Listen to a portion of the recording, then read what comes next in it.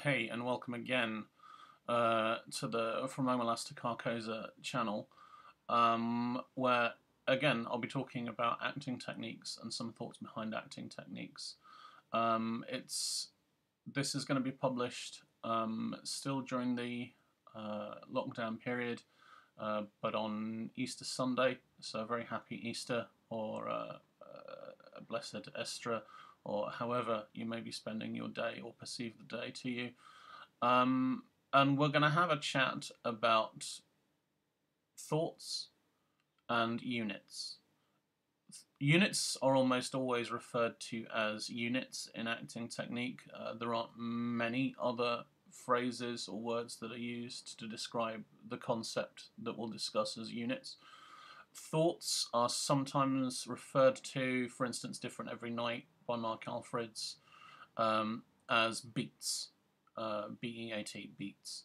Um, they're often colloquially referred to in a class by most practical teachers I've come across as thoughts. So firstly, these are the two smaller subsections that you would, when you're delivering a scripted play, as an actor, break your script down into. These are the smallest component parts. Now, firstly, one of the words that might come up with amateurs or kids at school or people doing it young is the idea of lines. Now, lines, unless you're talking about lines of prose and lines literally down a page when you're looking at a piece of verse, lines in the sense that people often talk about them as in how many lines have you got or how many lines down the page are there when not referring to a piece of verse. They don't exist in acting technique concepts. They're not a thing. They don't represent any kind of component part to be broken down into, again, unless you're performing a verse play and it literally relates to the physical lines down the page as structured. Now, what do exist are the idea of thoughts and units. Now, what is a thought? A thought is breaking down a script to its smallest possible size, to the point where you have an individual thought. That might be the whole line that you say. For instance, to use the start of The Seagull, as my students will often have heard, why do you always wear black? Now that's a single thought. You can't break that down any further. Whereas the response to that question, I'm in mourning for my life, I am unhappy, is two thoughts. I'm in mourning for my life, firstly, and then I am unhappy. If that was written as I'm in mourning for my life, ... I am unhappy, you might even argue that that's three thoughts. If somebody starts a sentence and then stops, that is a thought. If somebody ums or ahs or hesitates, you can interpret that as a separate individual thought. So they're the smallest component parts. If you want to think of them as clauses, they don't necessarily line up with the idea of a sentence because you can have multiple thoughts in a single sentence.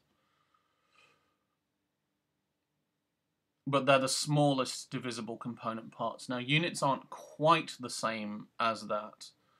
Units are the time between a shift in intention, a shift in difference on stage, or a new action or idea being brought into play. So, why do you always wear black? I'm in mourning for my life, I am unhappy.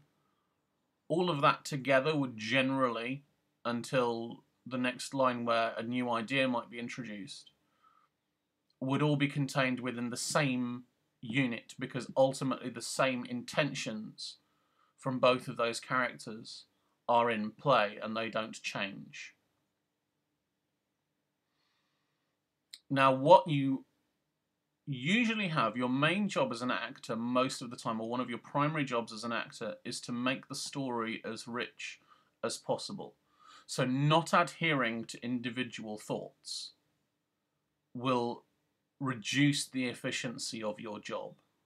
They will make the story less rich if you just elide one thought into another, so that the actress who says, I'm in mourning for my life, I am unhappy, if you deliver those things continuously as one thought, you've missed the opportunity to make the story richer.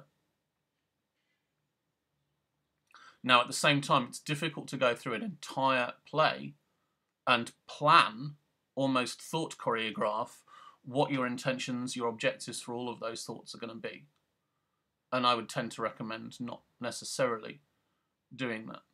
Whereas at a unit level, absolutely you can come up with a structured plan for how that is likely, or how you are going to rehearse that piece of work.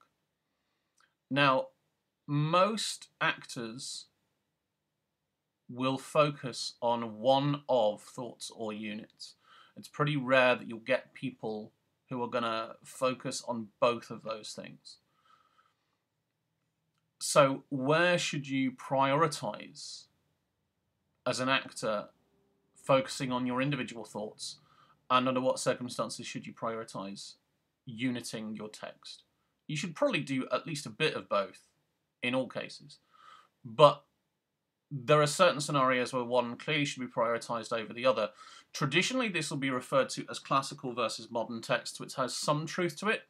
But the reason that that is it relates to the main difference between these two ideas, which is that one of them relates to the text, which is thoughts, and one of them relates to the subtext, which is units. So when determining which of them you should use more, you should be considering how much subtext is there in this piece of work. Because if the priority is that I am saying what I'm thinking most of the time, especially if I'm soliloquizing on stage to an audience and telling them what's in my head, then the individual thoughts are really important, because there's not really likely to be much subtext because you're saying what you think anyway. So prioritizing the content of what you are saying is really important. Whereas if there's a lot of subtext in a piece of work, which traditionally there would be in a conventional naturalistic play or even a political play, you are likely to be, there is much more than what you are saying. There is a huge amount of subtext underneath what you are saying, and that should probably be prioritized if possible, over what you are saying, because it's informing what you are saying and how you're behaving on top of what you're saying. Whereas if you're soliloquizing and you are saying what you're thinking, then you should be committed to what you're saying with your whole body and with your whole intentions.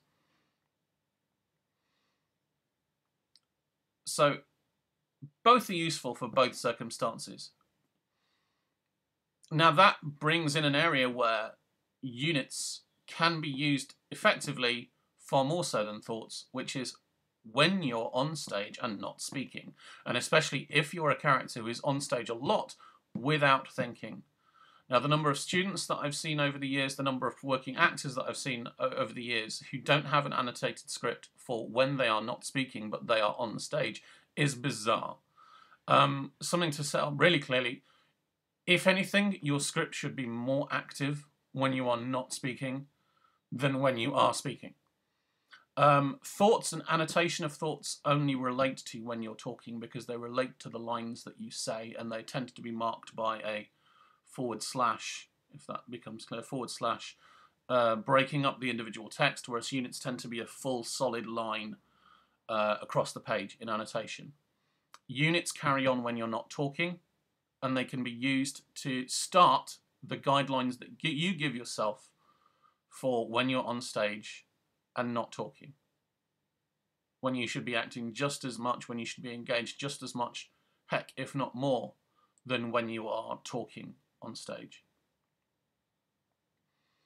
Now, how you manage those units and what you do with those units we'll save for a different video. But I just wanted to set that up, because whilst units tend to be taught an awful lot, I find that thoughts can be quite under-taught, whereas they are really, really important. They're really important for all aspects of acting. They're particularly important though for Shakespeare, for Greek dramas, for almost any kind of classical text. The thought should almost be prioritized above the unit, except when you're talking. I mean, I'll just be blunt.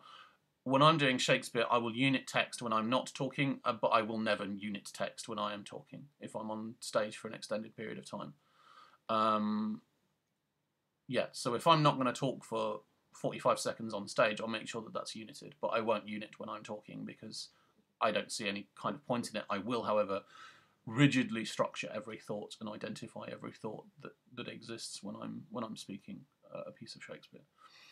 I'll probably leave that there. I hope that's useful. Again, I started to refer to text today. Different Every Night by Mike Alfreds is, to me, one of the best or more comprehensive acting books in general. It mostly focuses on naturalism, but it has an awful lot of terminology in there, and it's a pretty useful book for the beginning actor and even for the intermediate actor.